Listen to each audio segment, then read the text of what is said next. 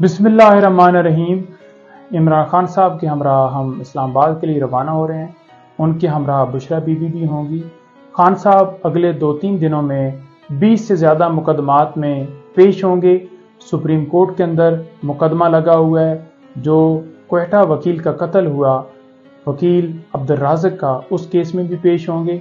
और उसके अलावा Toshakhana case, Al-Qadir trust case और इसके साथ साथ 109 के तहत दर्ज किए गए मुकदमात और ATC वहाँ पर भी पेश होंगे। ये तमाम मुकदमात जितने भी हैं झूठे हैं, बेबुनियाद हैं, सारे फैब्रिकेटेड हैं। बात यह है कि सब में 109 का रोल पाया जाता है।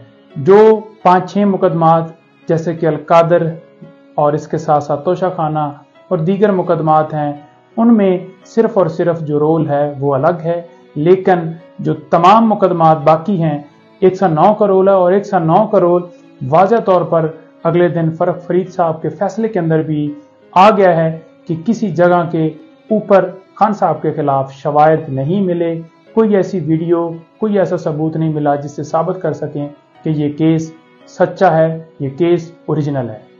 अब बात यह है कि खान साहब को सिर्फ और सिर्फ सियासी इंतकाम का निशाना बनाते हुए मुख्तलिफ अदालतों में घसीटा जा रहा है। आए रोज़ खान साहब मुख्तलिफ अदालतों में पेश होते हैं। हमरा उनके अहलिया होती हैं, वो भी पेश होती हैं। जो एक घरेलू खातून है, उनका किसी तरह से सियासत से ताल्लुक ही नहीं है, लेकिन उसके बावजूद उनको भी साथ साथ सियासी इंतकाम का निशाना बनाया गया है।